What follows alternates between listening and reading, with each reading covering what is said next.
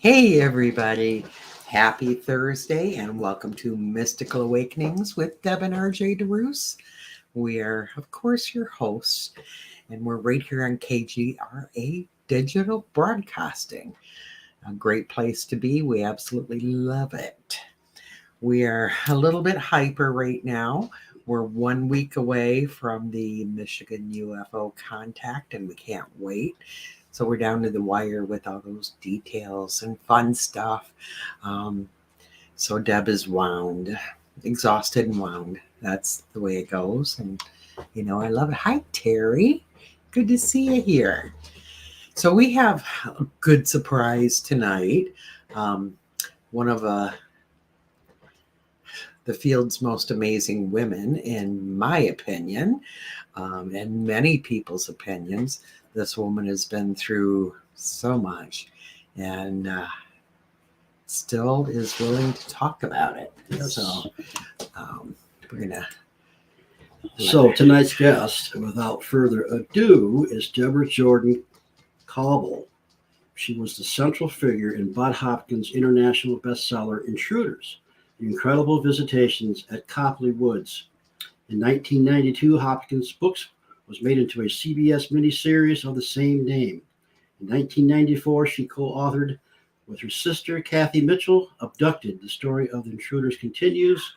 In August 2021, Debra's second book, Extraordinary Contact, Life Beyond Intruders, was published. She is a former Indiana MUFON investigator, co-founded her own paranormal group, Paranormal Underground, and along with the co-founder Greg Cable, hosted the Midwest Paratalk podcast. She is a retired auto industry worker, a cosmetologist, a Red Cross volunteer, a member of MENSA, wife, mother, grandmother, and new great-grandmother. She lives in the Midwest and with her husband in nearly 30 years, with 2 Yorkies and a cat.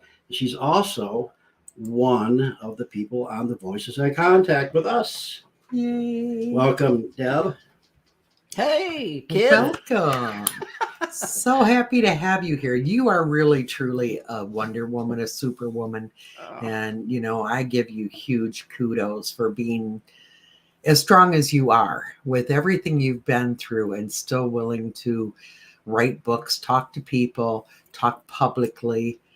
That can't be easy. And I know back in our day when we were younger, when all this stuff started happening in your life, this subject was very taboo. You got that right. Now, So it was, I was having things happening to me in the 70s. And then in 83, that was June 30, 83 was 40 years ago. I still can't get over it. Yeah, it doesn't seem like it, does it? But yeah, used to be, now you can buy t-shirts with alien heads on it. You go to Walmart and get it. It's cool. People are going out and trying to get themselves picked up, Right. It's but back then, no. When Budd first wrote the book Intruders, one of the only ways he could convince my family and I to even allow it to happen was to use pseudonyms. Because before he'd even written the book, but he had gone out and talked at a couple of conferences about the case, we had people showing up in our backyard. Wow. And we were terrified of what would happen. And I didn't want my kids to have to deal with the stigma of what their mother was talking about in public, at school. So we all had pseudonyms. Even the place, Copley Woods, is actually a pseudonym. It's not really the name of the place. Right. It is in Indianapolis, though, but go ahead and try to find that because Indianapolis is a big city. So, right.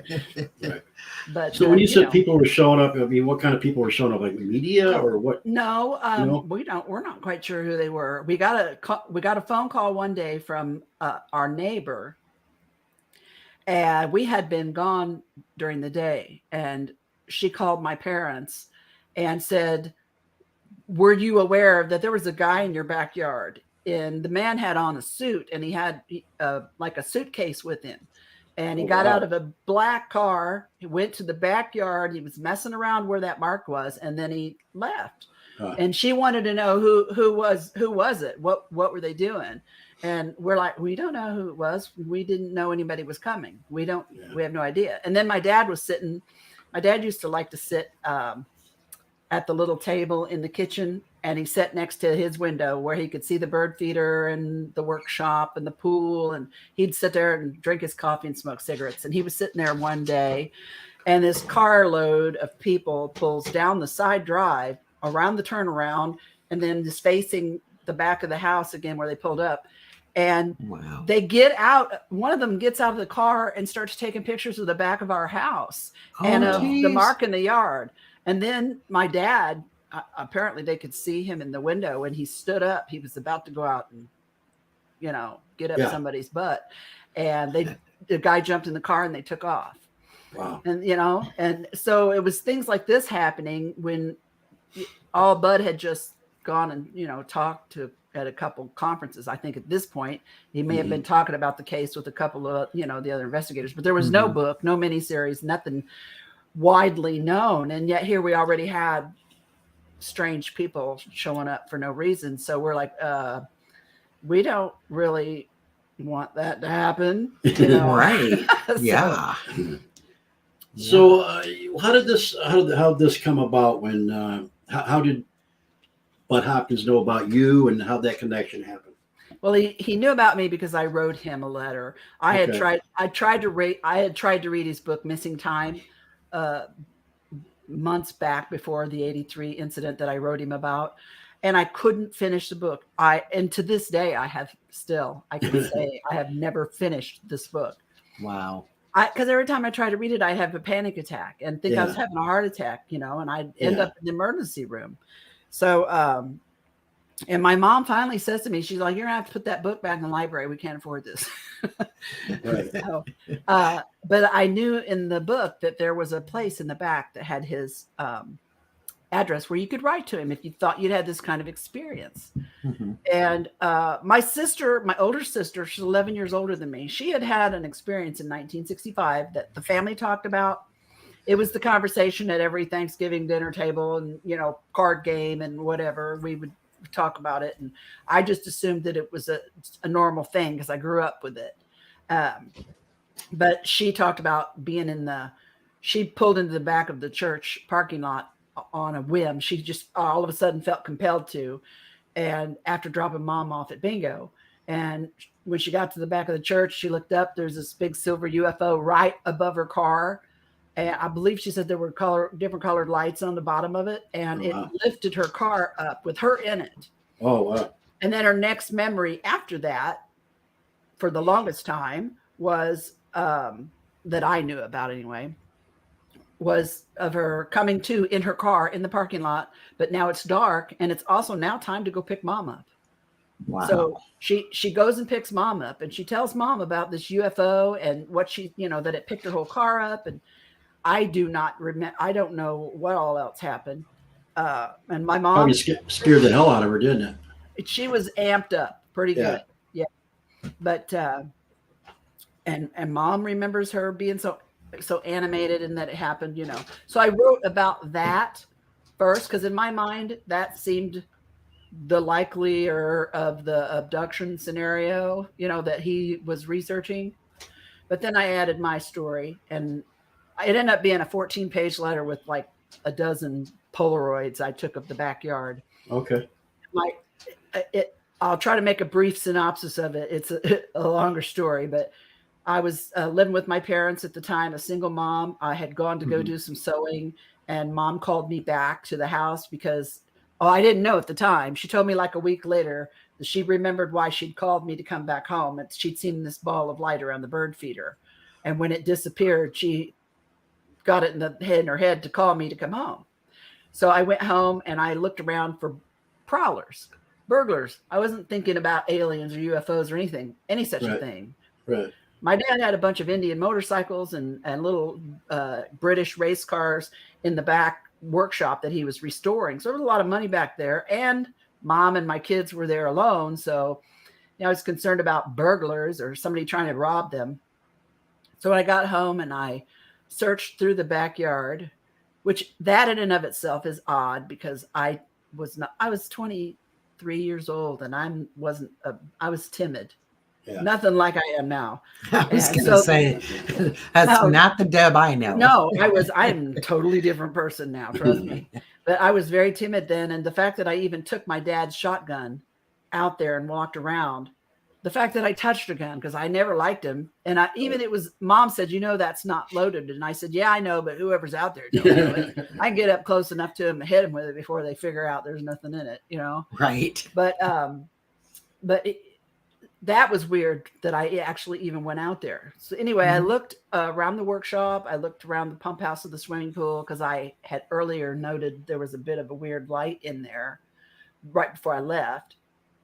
Went into the garage that was attached to the house because the pedestrian door was open. And as I was beginning to realize there wasn't anything in the garage and I hadn't seen anything, I suddenly felt like I was on fire. My body just felt like I was burning. And I remember thinking, oh my God, I got to get out of here right now. And I headed to the door and went to run out that open pedestrian door. And when I did, I was hit in the chest, like right here, by something. It felt like a punch. And all I could see was this intense white light. And it was so intense that I know my eyes were closed, but I couldn't get away from it. I could still see it. It just permeated everything. I could not move. My body started to shake, and the shake got more intense until it was almost like a vibrating. And then it got so even more intense that it felt like I could feel every molecule of my body individually vibrating. And I had no concept of time. I did not know how long I was in that condition or what had happened. And the only thought I remember having is, oh my God, I'm dead. And about the time I had that thought, the vibrating stopped. The light quickly became less intense. And I still couldn't move, but I also was aware of the fact that I was now probably about 15, 20 feet out the door on the patio. And I don't know how I got there. Right. I felt some pulling on the back of my shoulder. I felt the stabbing pain in my ear, and I wanted to cry out and but I couldn't move. And then I heard a voice, didn't see anybody, but I heard a voice that said it was unfortunate that I felt the pain. And then my vision was wrecked at that point. It was like when you get your picture taken with the flash bulb and you didn't blink and it just like blew you out. Like right. I had these big splotches in my vision. Yeah. And it was dark out now. It was completely dark at this point, but I could see movement in front of me in the backyard. And we had lights, outside lights back there at the pool and everything. Yeah. It was a big underground cement pond is what we called it, Esther Williams pool. So, but I saw what I thought were kids in my mom's backyard, my mom and dad. And I thought, why are these kids in my mom and dad's backyard? And then I thought, oh my God, my kids, they're in this house, and I heard the voice say, your children are fine, And as I was thinking these kids, there were 6 of them, came from all different areas of the yard, and they all kind of lined up to my right. And then they started to just not walk, but kind of glide, like slide down in front of me. Okay. They were coming towards me, but not at me. They were just coming in my direction. And about the time my eyes are following and I'm trying to see detail and I can't, then I see this thing in the yard right off to my left, probably about 20 or 25 feet in front of me. And I noticed this ball of light, about the basketball sized ball of white light, but it was much softer and didn't hurt to look at it like the other light hurt. Mm-hmm. And this ball of light dropped down really slow to the ground and then back up again. And I felt like it was looking at me. I don't know why it felt like it was looking at me, but I just did. And this thing, I didn't want to look at it, but I didn't want to not look at it because I was afraid it was coming closer to me. Mm-hmm. And I needed to see where it was at all times. I don't even remember seeing where the kids went. I don't remember seeing if the kids went in it or where they went. Because as soon as I'm following them down, as soon as I see that thing, I'm like, that's all I can see. You know, I don't even know what happened to the little kids. Right. And, you know, I say in retrospect now, even 6 little kids couldn't have gotten in this thing and flown off to some other galaxy. It was not that big. It was not much bigger than the pump house of the swimming pool, maybe 10 feet tall, egg shaped. And I don't even think it was completely on the ground. Because it almost seemed like it just had a very, like a little, what comes to mind is a bobber on a real smooth lake. That just slight wobble. That's kind of what it was like. Right. And then I heard my name. And when I heard my name, it was like somebody snapped their fingers and I woke up out of this crazy dream. And I could move, and I turned and I walked towards the sound of the voice, which it was my mother. She had hollered out the kitchen door my name. Yeah. And when I got to the steps where I could see her, you know, this was this tri-level house, so the back was like that, you know, and so when I got to the level where this kitchen back door was, and I saw my mom, and she's like, "Is everything okay?" And I said, "Yeah, everything's cool." But in my mind, I'm thinking, "Oh my God, I feel shit. I feel gross. I want to get wet. I don't want to go sew. I just feel weird." So I called my friend and I said, "Hey, instead of cutting out patterns, you want to come and go swimming?" She's like, "Okay, cool." And so she brought her daughter over. We walked across the backyard to the pool. Her daughter steps on something in the yard. And we thought she'd stepped on a bee, because she said her foot was burning, then it was tingling, then it was numb, and then her leg was getting numb. And we were looking and we saw nothing on her foot. And so we got in the pool, and, you know, her mom's like, "Oh, the cool pool water, if it's a bee sting, it'll feel good. You know, it'll be good for it." Within a few minutes, I'd say maybe 10 minutes or less that we were in there, we all started getting real nauseous, and my vision started really going bad, and my eyes were burning really bad. And there were like white halos around all the lights at this point in my eyes. And so we cut the evening short and they went home. And the next morning when I woke up, I couldn't see. My eyes were swollen shut. So my mom took me to the emergency room.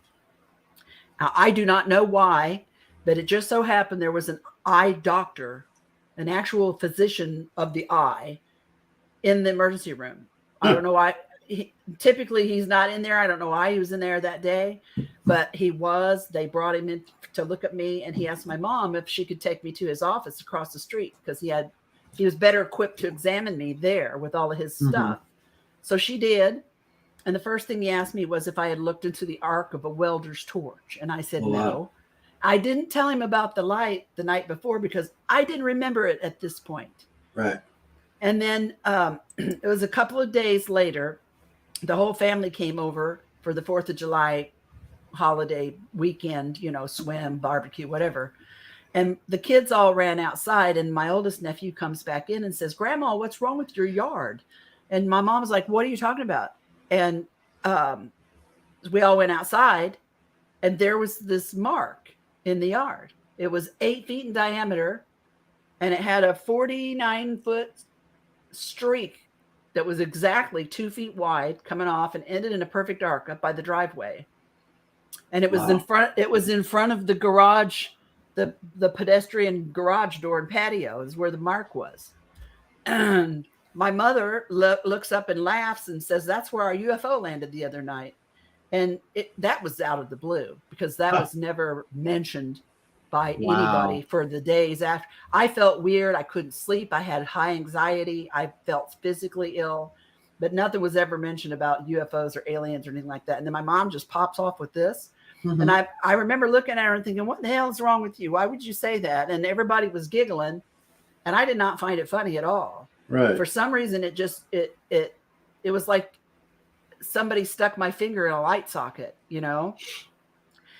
And then it was like, bam, I restarted remembering at that moment, between what my mom said and at the first mention of alien or UFO or anything, and then seeing this mark, it was like the trigger that opened up my head, and all these memories started coming back. The light, the big gray, the big black eyes and the grays, things or little kids that were in the backyard, the egg-shaped thing, the whole bit.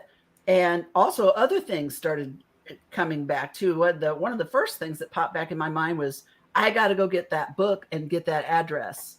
Right. So right. Did you ever find out why your mother said that? My mom told me like a week later why she called me home. She's like, oh, I seen a white light around the bird feeder, and that's why I called you. It just got in my head to call you as soon as I saw it, like a basketball size ball. But as far as saying why she said that, no, I don't know why she said that. I never heard her say, but she did. And so I mean, that was like the snap again, the finger snap for me that woke me back up again. Her voice quieted me down, and then that woke me back up. Was that the same location, the burn mark in the yard? Was that the same location where you saw the egg-shaped craft or whatever it was? Okay. Exactly. So it's exactly where it was. Yeah, Mom saw the same thing from a different angle. Something. I mean, I don't know why else she would say that. Right. So, that mark remained in the yard for 2 years, and snow melted off of it that first year. Wow. The grass just kind of laid down and turned like a beige gray color, and the ground was super dry, and there was a big crack on one side of the circle. And I took a 12-inch measuring stick to go down and see how deep it was. And I dropped it and I lost it. I never could find it. I don't know where it went. Wow. And I'm telling you right now, I still have samples. I went out there not too long after that happened and started chunking up samples because something in me told me they would be important someday.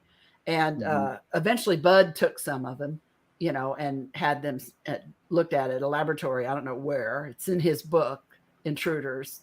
The more information about the testing that was done on it. And, but I still have a bunch of samples that I've kept all these years. They're 40-year-old samples, and they still look weird, and they're still like rocks. But I tried to find other people years ago to look at it again. I couldn't find anybody that was interested. My guess is probably has some radiation in it, right? I have no idea, but I know, I'll tell you this. After that night, I was sick for an entire year. I had zero immune system. My fingernails started peeling off like paper, and they got rumply. My hair got thin, and it has never come back all the way. My eyes were ruined. I became extremely farsighted. I mean, I was wearing 3.0s when I was 25 years old. But I would get swollen glands, and any little rash would break out just for no reason. Low-grade temperatures would come and go with no cause. I developed all kinds of allergies to everything. I'm allergic to practically every antibiotic known to man at this point. By the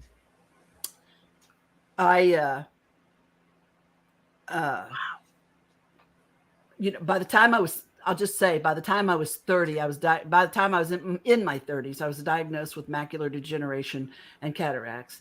And I still have, my macular degeneration is stable and dry, but they're following it. And my vision is very slowly getting worse. And I had to have cataract surgery. I had to have both lenses replaced in my eyes. Gosh. And I think I might have just been close to 50. I was still, they said I was really young to do that. Oh, yeah. But it was so bad that I couldn't, it was affecting my ability to see. Right. So, and I couldn't even drive at night because whenever the lights hit me at night, it was just like a blast of, light splatters everywhere. I couldn't see nothing. And I always glare everywhere. Yeah. Yeah. And I always blamed that night because my eyes were never a problem until that night. And they had never been right. They would break out. They would just start watering and burning for no reason for years. And that would maybe last anywhere from an hour to a couple days. It just depended. Jeez. Wow. But it also in that time, from the time, June 30, 83, I feel like I had a nervous breakdown there in the beginning because I couldn't I couldn't look out that bathroom window that faced that mark in the yard, the upstairs bathroom window, because I kept feeling like something was going to pull me out the window. Yeah. I couldn't sleep during the night, and I would sit up in my kids' bedroom between their twin beds all night long. And then as soon as mom got up and the sun came up, I would pass out. You know, I was a hot mess, and anxiety was through the roof. I developed PACs and PVCs, irregular heartbeats and all kinds of stuff, panic attacks. And it just went off the chain. And then, you know, like I said, one of the first memories that came back was the book, Missing Time. And I went and got Bud's address and wrote him the letter. Mom mailed the letter. She didn't really want to. She had it in her purse for a couple of weeks. And she kept saying, I don't know if I want to go here or not. I don't know if I want to open this can of worms, which I never knew she thought that. That's what she told Bud when he first came. But she said one day she was dropping bills in the mailbox and something said, put Debbie's letter in the mail now. So she did. And I guess maybe a month later, Bud called. And from that point on, that began his investigation of my family of that night. And then, you know, other things started coming out. And in the meantime, Mom and I had a sighting in April of '84 that was spectacular. This boomerang thing drifted over our house in silence. It was huge. Mm-hmm. And then, I mean, there were several things like that happened. I moved into this apartment. When I finally moved out of Mom and Dad's, I moved into an apartment. The gal that lived above me and my kids, she was also a single mom. And when I met her, we got to be friends. And one day she said, you know, I don't know what the hell's wrong with you, but ever since you moved in here, all kinds of weird shit's been happening. And I said, what are you talking about? Used to, right? She said, I woke up the other night, there was a freaking gnome standing at the foot of my bed. Oh, wow. And she goes, I could hear the railing on my patio, you know, her patio, patio upstairs had a railing, and it was rattling real bad. Oh, geez. And then when I told her about, you know, what happened to my mom's, and she never used to be a believer in that. But she was 100% a believer after living in the same apartment building with me. Right. Well, you know, if they're going to visit you, she's going to have some experiences. That's all there is to it. And at the same time, we always had paranormal experiences in our house. And I was raised in a family where people were open-minded. I can remember when when I was little, you know, moms would play school with their kids, right? And my mom would play school with me and my little brother and sister. And we'd have, but instead of using flashcards, my mom would take a deck of poker cards and she would put them face down on the table. And then she would have us kids tell her where the ace of spades was. And we're like, how do we know? She's like, you can do it. My mom always used to preach mind over matter, mind over matter, no matter what, you know. And she tried to teach us stuff like this. And she was a fan of, later in her later years, Sylvia Brown. But you remember Jean Dixon? My mom loved to read Jean Dixon books. Yep. And then my dad's mother always claimed he was psychic. So, you know, we had, my parents were open-minded about things like this, but we never had, other than my sister and that experience she had, you know, but we had things happen in our house from time to time that most people would consider poltergeist activity, I suppose, or ghostly, you know. Yeah, like, we know all about that. Trust me. We still have it. And I still have it to this day. I have it as well. It follows us all where we live. It wasn't just that house. No. It followed me, and it followed my little sister, it followed my brother, it followed my older sister, you know. Yeah. And the funny part is I knew I was kind of acquaintances with the person that bought Mom and Dad's house after they passed away, and we sold the house. And the gal reached out to me one time about a year into her living there. Her friend who I had known reached out and said, hey, my friend bought your Mom and Dad's house. And we just found out about all that weird shit. They were talking about Bud's book, Intruders, right? And I said, oh, okay, well, she goes, no, they're fascinated by it, but they have had absolutely nothing happen. there's no kind of ghostly activity or anything like that. And they were kind of freaked out that they lived in the house that was famous in this book, but they've seen nothing. Nothing's ever happened to them. It was not that house. It was us. Well, and we know that's what it is. It's you. Yeah. Statistically, that's how it's going to work. If you are an experiencer, it's going to continue in your life. If you're not, then you're not. Also, the psychic part, it's interesting that you have generational experiencers in your family and also psychic on both sides. Let me put up Guy's comment here. My mom said my grandma was psychic. I thought it was bullshit at the time. Whoops. No. But it's so statistically many experiencers, most experiencers, but probably not all, also have psychic abilities. And right? I've wondered about this before. I mean, because I've heard it before also. And I've wondered, was I born like this and that was what attracted them to us? Or was their contact, was this an inadvertent or intentional result of contact?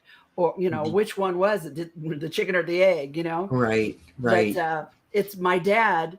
When my mom was dying, when my mom passed away, I was at the hospital with her the night before, and I knew it was close. So I stayed because the hospital was like 50 miles from my house. So I spent the night with her at the hospital, and Daddy and my brother and sister went home, and because they were in the same town. And Mom was sleeping comfortably. And about midnight, I hear this ruckus in the hallway. And here comes the old man shuffling down the hallway with my brother rolling his eyes. And they came in Mom's bed, my mom's hospital room. And I said, Daddy, what are you doing here? And he said, your mother called me. And I go, she did not call you. I've been sitting with her all night. She's been asleep. And he goes, did I say she used the phone? And I said, well, okay, then. And my brother's like, he would not leave me alone. I had to bring him, I had to bring him up here. And so he spent the night, and my mom passed away that morning. So, he knew that it was coming. He always just say he could smell death. Mm-hmm. I've heard that from many people, and, everybody has different abilities. Mm-hmm. So that would make sense. And we're an unusual family in that regard, I suppose. But right. Well, it sounds like in your family, definitely experiencers, and definitely many abilities on both sides. So you were doomed. I would say you were probably born that way.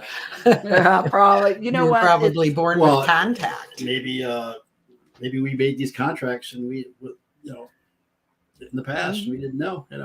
Maybe here's a weird little thing. My mom and dad, the reason there's almost 12 years between me and Kathy, my oldest sister, is because when they got married and they had Kathy, they got married and they had Kathy quickly, and then they moved into this house on Westbrook Street, and the house was the neighbors always said the house was cursed, that nobody ever got pregnant would lived in this house. Oh, wow. And Mom and Dad lived there for a long time. And they tried to have more kids, and they couldn't have any more kids. Mom said she went to the doctor, and the doctor said, well, I guess you're just going to have one. Be glad you got one, how doctors were back then. I mean, we're talking the 50s.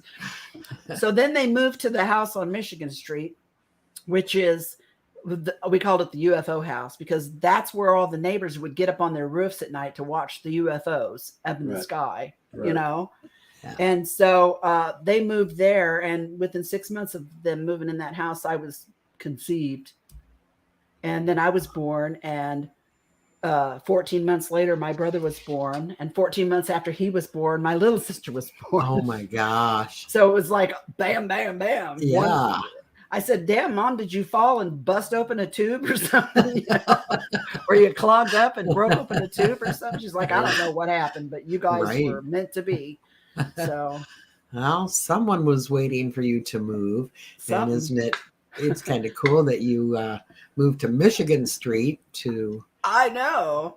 to come into this world. And next week you will be speaking at the Michigan UFO contact I convention. know. I'm excited. So I'm so excited, and I know I've said it before, but I appreciate so much you inviting me. I don't do a lot of these things, and I'm really not that good at it. I mean, I get nervous, but This is a really nice crowd. Yeah, it's You'll not love it. about being good at it.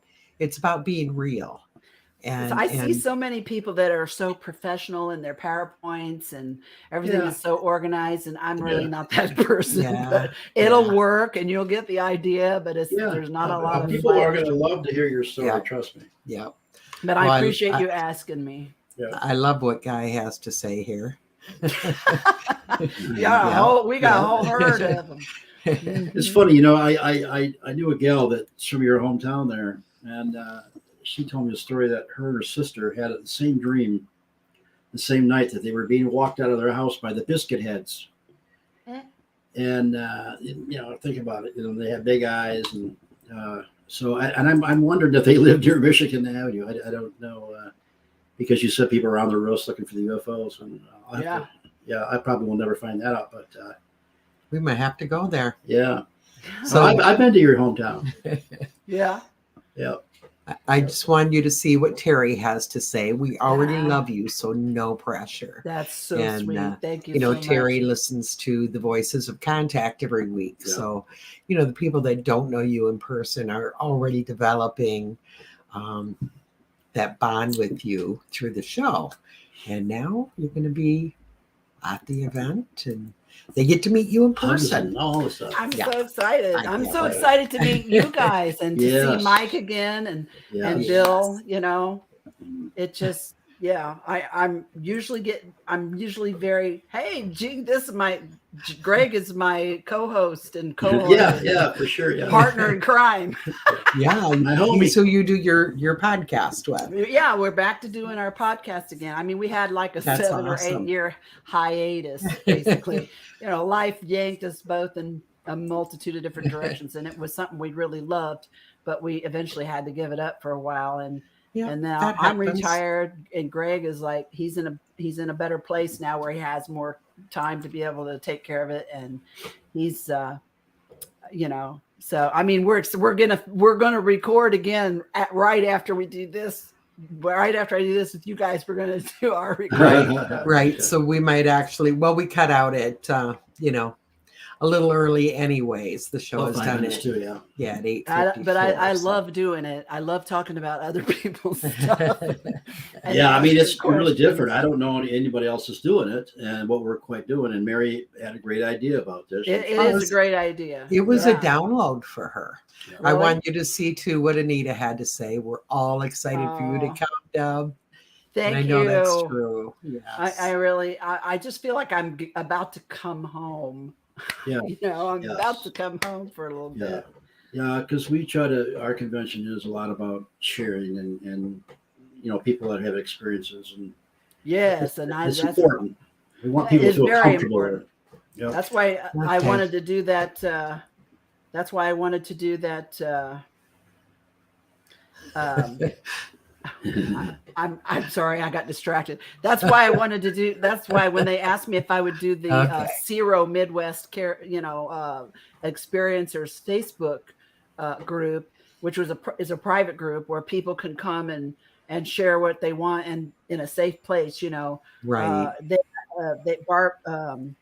Beverly and Yvonne asked me if I would help with that, and I said absolutely, because. I would have given anything to had something like that 40 years ago, but hell, we didn't even have cell phones or the internet. I did this investigation with snail mail and very expensive and very brief long distance phone calls. Yeah. Well, we were driving around. We said, "Take me to the nearest phone booth so I can make a phone call." Yeah, that's what it was. Right. Yeah. Right. Well, and for some of us back then. I mean, I had some very weird experiences, but I didn't talk to anybody about them. I didn't either. It was way different. I talked to people a few times, but, it was family members that all had been there or friends that had been with us, but nobody outside of our little circle. Yeah. Yeah. And that's, that's the beauty of where we're going today, the show Voices of Contact. It's all about, giving experiencers that platform, and helping other people to tune into the show and see, okay, this is real and it is something I can talk about. I'm not crazy. Part of the Michigan UFO Contact, on Friday, we do an experiencer panel where people can get up and tell their story. And we tell this one story all the time where we had a man in his 70s who stood up and started talking about something that happened in his youth, an experience he had with his brother. And all these years, he's never been able to talk about it. He was never able to talk about it. He was almost in tears. Yeah. And, I was and we had in tears. A lot of people were in tears. It was very, very moving to be able to see this poor man. I mean, he's lived with this all these years and not able to talk about it. Mm-hmm. So, yeah. I completely, and I get it. And it's so therapeutic to talk. I mean, one of the first things Bud did when when he first decided to do the investigation and that he wanted to help me, was he hooked me up with a buddy. And so, because he had kind of a buddy system network set up of experiencers. Wow. So he gave me a buddy. There was a gal who was older than me, who had been dealing with her experiences longer than I had with mine. Mm-hmm. She was very comforting. She was a wonderful person. It was a godsend. And he also invited me to, he used to have experiencer, like group meetings in his studio once a month, but he lived in New York City. So it was, and there were a lot of people already there. I was in the Midwest in the middle of nowhere, but I did get to go to a couple of these, experiencer, meetings group, and stuff. Group meetings. It reminded me of group therapy. Yeah. It is so wonderful to be with other people and to talk to other people. Oh, absolutely. And it was just what I needed at a time in my life when I could, to find these people. At first, it was kind of like the time Bud showed me a picture somebody gave me, gave him that had drawn, that looked exactly like mine. It kind of upset me because I had been trying to just justify everything as like, oh, it's just a dream. But then when I saw this woman's drawing, I'm like, there's no way. She'd either had to be in my head to know what I seen, or she saw what I saw. Right. There was no two other ways about it. There was no other way about it. Get it around. Right. But once I overcame that shock, and it was just wonderful to have somebody to talk to. Yeah. And I want to pay that forward. I've been more fortunate than most people in my position because I had support from family and friends, coworkers, and all that. Most people don't. Right. So I want to pay that forward, and I've been trying to do that for the last 40 years. So. Yeah. And that is exactly why, Deb, you are the perfect fit for not only the Voices of Contact, but also for the Michigan UFO Contact. Because we really strive to bring people in who are good for the people. And that's what you are. It's not about being good, being able to get on stage and I'm an expert. Woo an audience. Yeah. It's about being real and being there for the people. And that's who you are. That's what you've devoted your life to. That's what I was born to do. I think that's why I'm here sometimes. So. So bless you for that. Thank you. I appreciate it. Keep doing it for sure. So Bud showed up at your house a few times. Is that right? He did come out to I went the first time. I went to New York the first time. Okay. And he took me off to a psychiatrist's office the minute I got off the train. So I think he was feeling as nervous about me as I was him.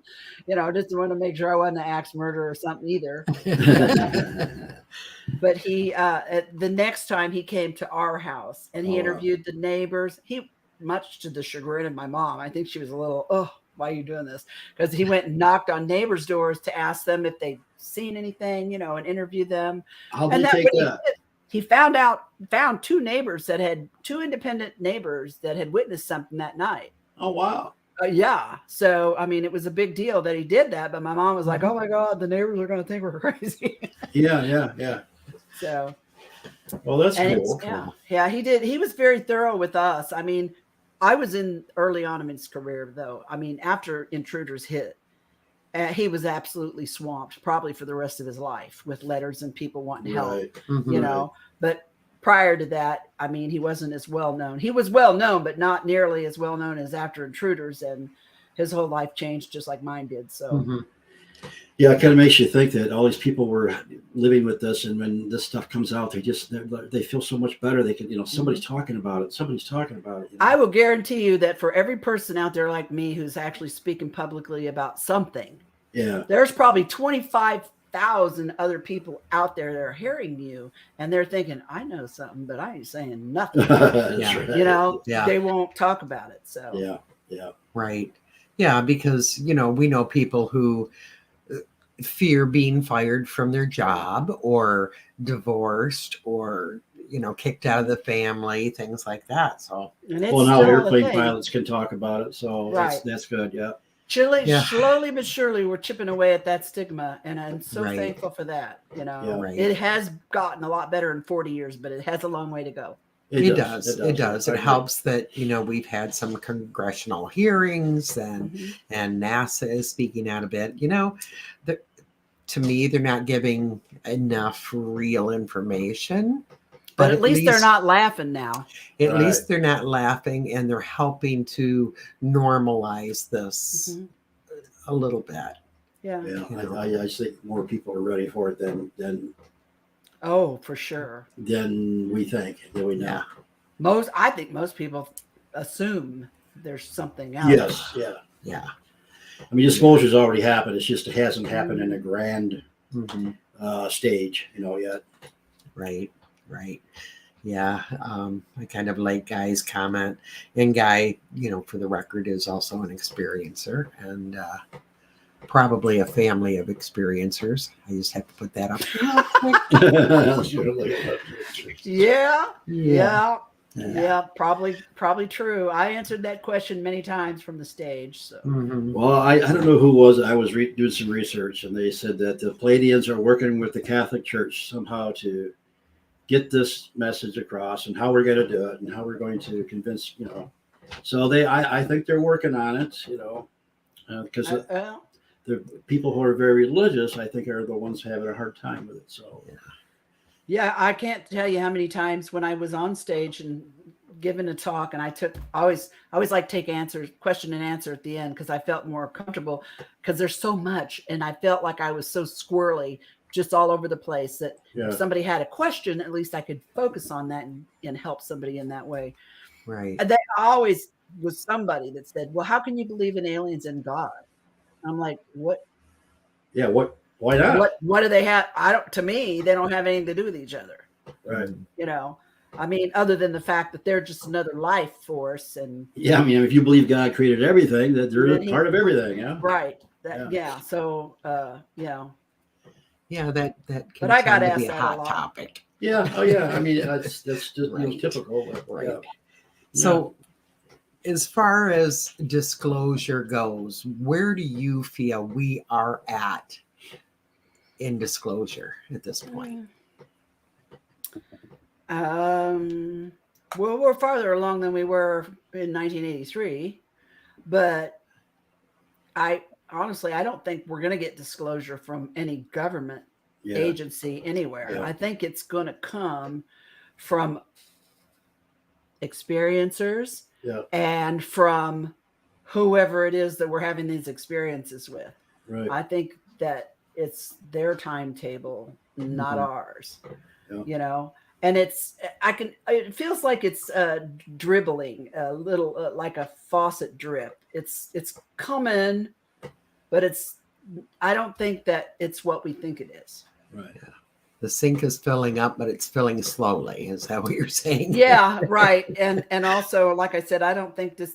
If you think that it's going to come from anybody's government anytime soon, you're going to be disappointed, because I don't really think that's where it's coming from. Right. Yeah, I totally agree with you. I wanted to hear how you my felt. opinion. That's my opinion. I could be wrong. Just like I always say, always, I could be wrong. Well, any of us could be, but Melissa wanted to know, how do you think aliens were made? There's like anything else was made in the physical world. I mean, Melissa, the universe supposedly is about 15.5 billion years old, and our solar system is only about 4.5 billion years old. So you can imagine things evolving billions of years before we even were here, our planets and everything. So it was made like everything else. And they're beings, and they're our neighbors, and they're more advanced. Obviously, a lot of them are. But how things are made, it's just magic. It's how things evolve, and how the planets are made, and how it evolves, and things grow, and it's pretty cool. We are down to 3 minutes. So really? Gee, too fast. So Deb, can you tell our listeners where they can find your books? You can contact you? Yeah. Well, you can always write to me through my website. I've had the same website for 20 years. It's kind of old, but it works, and my husband takes care of it. It's www.debshome.com, just debshome.com. And you can also, you can learn more about me and my experiences, some of the things I've done over the years. And there's a lot of news articles and science things that I think are interesting to me, and maybe interesting to other people. There you go. There it is. Thank you, Bill. And you can get my book, Extraordinary Contact, on Amazon. Okay. And it's a great book, by the way. Thank you. And you can also get it at Barnes & Noble's online, or Books A Million online. It's a print-on-demand publishing company, and I think they are through a lot of... you can also get it at the Michigan UFO Contact Convention. If you show up, she will give you a hand-signed book. Yes. I will. I have some copies up there waiting, and I will be happy to sign it for you. Also, thank you, Bill. My Greg and our podcast, Midwest Paratalk Radio, we have a midwestparatalkradio.com website, and it's also Midwest Paratalk Radio on YouTube. So if you want to come in and watch us resurrect our first love here, there for a while, come and check us out there. We're going to be starting up. There's a few old videos on there from years ago, and I look pretty young and pretty weird. So. And pretty young and pretty. So always beautiful. So Bill, you want to chime in for a second? Bill? He's thinking we're down to seconds, but yeah. Get in here.